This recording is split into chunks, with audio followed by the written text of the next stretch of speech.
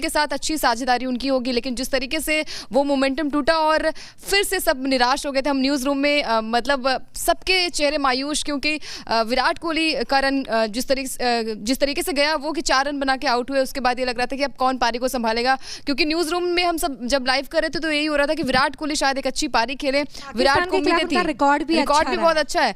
तो यहाँ पर ईशान किशन ने जिस तरीके से बल्लेबाजी की है कमाल के, हार्दिक पांड्या ने भी दिल जीता है। बहुत टाइम से हम देख रहे थे कि बल्लेबाजी कमाल की नहीं कर पा रहे थे, आज वो बल्लेबाजी उनके बैट से निकली है और मेरे हिसाब से पाकिस्तान के गेंदबाजों ने कमाल किया है। जिस तरीके से चिराग, शाहीन शाह अफरीदी ने विराट कोहली और चलिए फिलहाल बड़ी खबर, टीम इंडिया ऑल आउट हो गई है 266 रन बनाकर और पाकिस्तान के सामने 267 रनों का लक्ष्य 48.5 ओवर खेलने के बाद पूरी इंडिया की टीम ऑल आउट हो चुकी है। और यहां पर बात करें तो बुमराह वो आखिरी खिलाड़ी आउट होने वाले, 16 रन बनाए उन्होंने 14 गेंदों का सामना करते हुए और नसीम शाह के खाते में भी यहां पर 3 विकेट्स आई हैं। और गेंदबाजी की भी अगर मैं बात करूं तो Shaheen Afridi 4 wicket, Naseem Shah 3 wicket, Haris Rauf 3 wicket और ये थे कुल मिलाकर 10 विकेट जो इंडिया के गिर गए हैं। ऑल आउट हो गई टीम इंडिया। जब ईशान किशन और हार्दिक पांड्या बल्लेबाजी कर रहे थे लग ही नहीं रहा था कि टीम इंडिया 300 के आसपास तो जाएगी और ऑल आउट हो जाएगी, ये किसी ने नहीं सोचा। देखिए मुझे वो 2022 वाला T20 वर्ल्ड कप,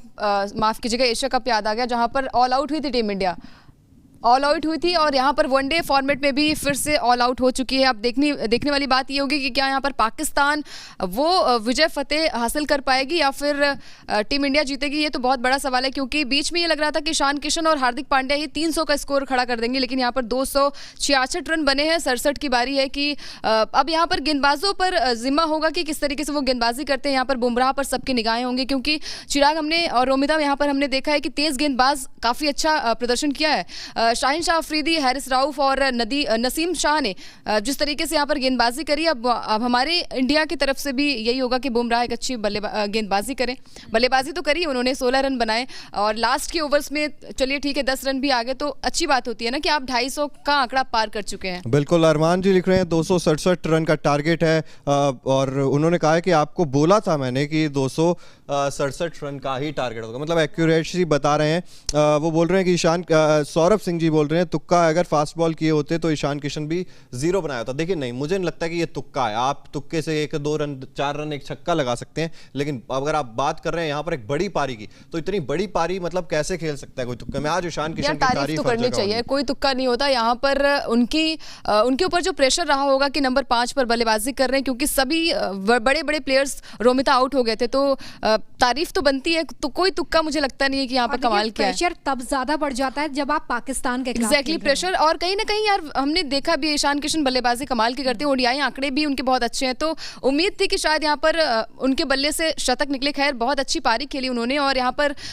एक बड़ा स्कोर तो टीम इंडिया, क्योंकि मुझे लग रहा था कि कहीं 100 पे ऑल आउट ना हो जाए। बिल्कुल, जो स्थितियां थी उसके हिसाब से तो यही लग रहा था, सभी को डर लगता है। लेकिन देखिए तारीफों के पुल तो बांध लिए, लेकिन अब कमियों पर बात करनी होगी चिराग, अंकिता। बिल्कुल नहीं, देखिए आग उगल रहे थे शाहीन अफरीदी, हारिस राउफ, नसीम शाह आग उगल रहे थे और कमियों पर बात होगी, कमियों पर बात डेफिनेटली होगी। अगर आप जीत जाते हैं तो हो सकता है कि वो सारी कमियां छुप जाएं, लेकिन ये वो सभी कमियां हैं जो आपको पहले से पता थी।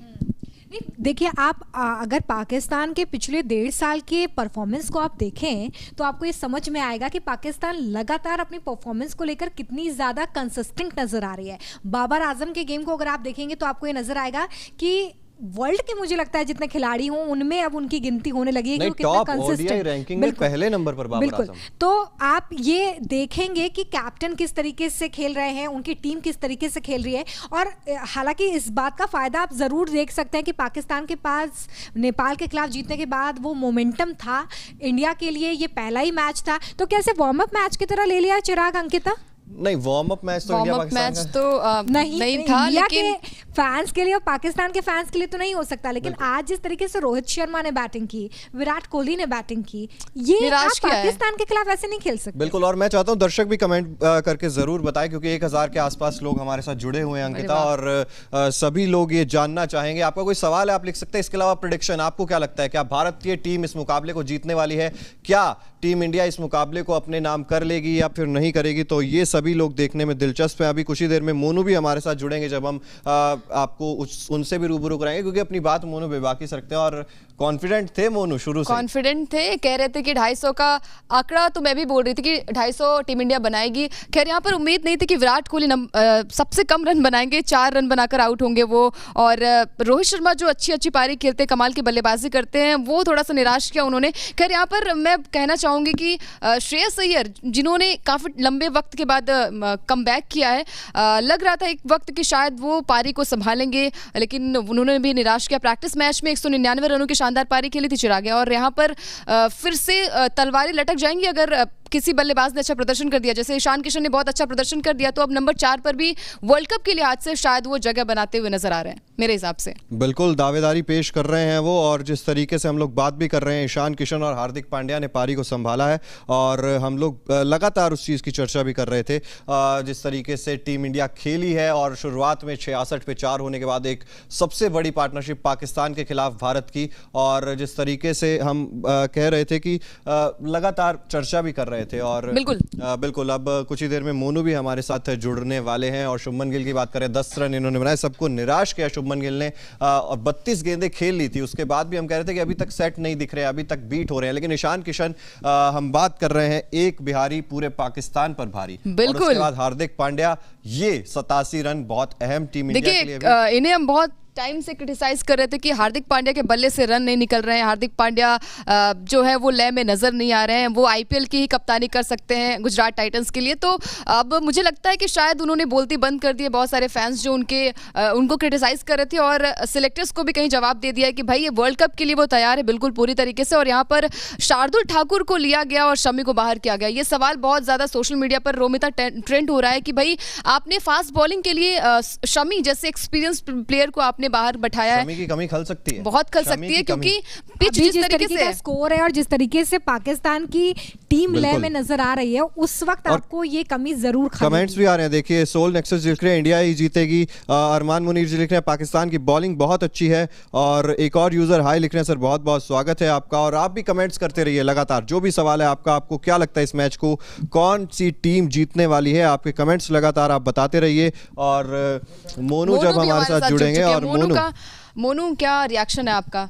ईशान किशन ने कमाल की बल्लेबाजी करी है यहाँ पर। देखिए यार, अपना टॉप ऑर्डर ढेर हो गया था एक समय, 66 for 4 थे, और उसके बाद जो कमबैक किया, स्ट्रॉन्ग कमबैक हुआ है। 2 ऐसे बैट्समैन, हार्दिक पांड्या, बड़ी उम्मीदें थी इस बैट्समैन से, और वैसा ही कुछ किया, 87 बनाए उन्होंने।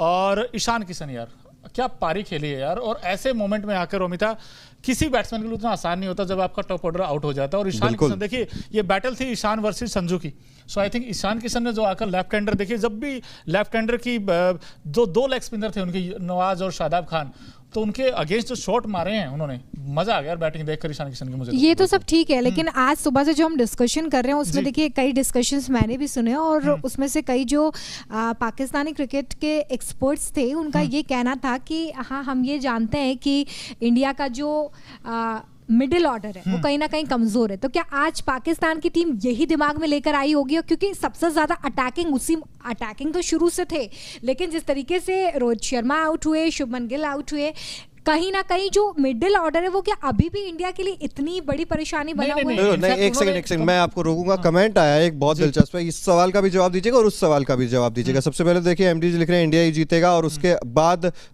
शिव जी लिख रहे हैं जीतेगा तो इंडिया ही चलेगा, बॉलर्स का जादू पाकिस्तान ढेर होगा। लेकिन सियाराम गुजर जी लिख रहे हैं गिल को बाहर कर देना चाहिए और सूर्य कुमार यादव को यहां पर चांस देना चाहिए। नहीं, ईशान किशन रोहित शर्मा के साथ ओपनिंग करो और गिल को बाहर करके स्काई को खिला, ये उनका कहना है। नहीं यार, ये थोड़ा अर्ली हो जाएगा। देखिए एक मैच के पे आप नहीं किसी को बाहर कर सकते, और गिल ठीक है शुरू से ही नर्वस दिखाई दिया आज, आप 32 स्ट्रगल कर रहे थे बिल्कुल, और ठीक है वो कंफ्यूजनिंग थी, हर किसी के साथ थी, और वो कहते हैं ना गोलियां चल रही थी स्टार्टिंग से ही, जो शाहीन अफरीदी ने और हैरिस रॉफ ने जैसी गेंदबाजी की है आज, उसके सामने टिकना, क्या बड़े बड़े दिग्गज आपके विराट कोहली, रोहित, देखिए फुटवर्क किसी बैट्समैन का नहीं दिखा, और एक के बाद एक आउट होते चले गए। जो आपने बताया मिडिल ऑर्डर की, जिसने आपने बात की रोमिता, ऐसा नहीं था कमजोर है मिडिल ऑर्डर इंडिया का, अगर पाकिस्तान से कंपेयर करोगे तो एक्सपीरियंस भी है हमारे पास, और ये था कि एक्सपीरियंस काम कहाँ आ रहा है, वो एक्सपीरियंस काम कहाँ आ रहा है। अगर आपका कैप्टन इस तरह की पारी खेलता है, आपका ऐसा प्लेयर जिसका पाकिस्तान के खिलाफ इतना अच्छा रिकॉर्ड रहा है, वो 4 रन पे आउट हो जाता है, शुभमन गिल स्ट्रगल करते हुए नजर आए,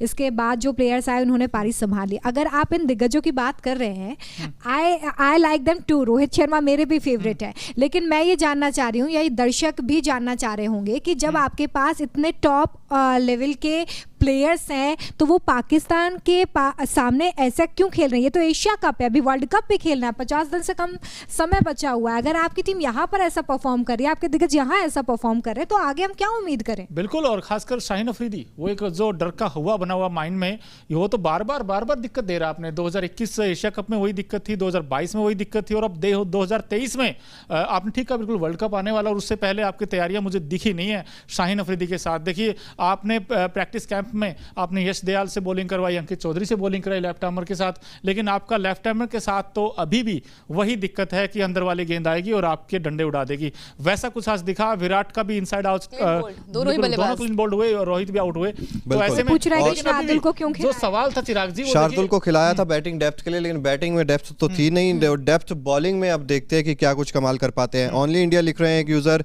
और उसके अलावा एक यूजर लिख रहे हैं कुलदीप को 10 ओवर के बाद ही ले आना चाहिए क्योंकि स्पिन को हेल्प मिलती है। बिल्कुल ठीक है बात है आपकी। और रंजीत जी लिख रहे हैं किशन और पांड्या, और आग लगा दी उन्होंने, फायर मचा दिया। बिल्कुल। श्रीकांत जी लिख रहे हैं शार्दुल को क्यों खिलाना चाहिए, आपने कमेंट्स ले लिया था। फर्स्ट पावर प्ले कोहली के लिए कह रहे हैं कि फ्लॉप परफॉर्मेंस रही है विराट कोहली की, उम्मीद थी यार। लेकिन नहीं, एक मैच है और आपको एक गेंद ही चाहिए होती है, और बुरा दिन था हम कह सकते हैं, लेकिन ऐसा नहीं है कि खिलाड़ी बुरे हैं। और शुभमन गिल के लिए भी ये चीज, विराट कोहली के लिए तो आपका सॉफ्ट कॉर्नर है ये। नहीं सॉफ्ट नहीं, उन्होंने परफॉर्म किया है, मतलब ऐसा नहीं है कि लगातार फ्लॉप हो रहे हैं। अब एक आध नहीं ठीक है यार, परफॉर्म किया, लेकिन उम्मीदें अगर होती है तो रोहित शर्मा के लिए, नाराजगी रोहित शर्मा तो लगातार कुछ इसी तरह की नहीं, रोहित शर्मा के बल्ले से भी मैं तो कह रहा था कि रोहित शर्मा कंसिस्टेंटली परफॉर्म नहीं कर रहे हैं। हालांकि वेस्ट इंडीज के खिलाफ उनका एक शतक आया था, उससे पहले ऑस्ट्रेलिया के खिलाफ उनका एक शतक आया था इसी साल, तो इतने ज्यादा बुरे फॉर्म में नहीं है। लेकिन हाँ, वो जो हम कह रहे हैं ना कि पैर नहीं चलते हैं, अंदर आती गेंद पर परेशान होते हैं, तो आपको आपकी कमी पता है, तो आप हर बार उसी चीज पर आउट हो रहे हो, उस चीज के लिए थोड़ा सा बुरा लगता है। बिल्कुल। और देखिए, अब ये है कि आपका जो टॉप ऑर्डर है उसने बड़ा डिसअपॉइंट किया आज।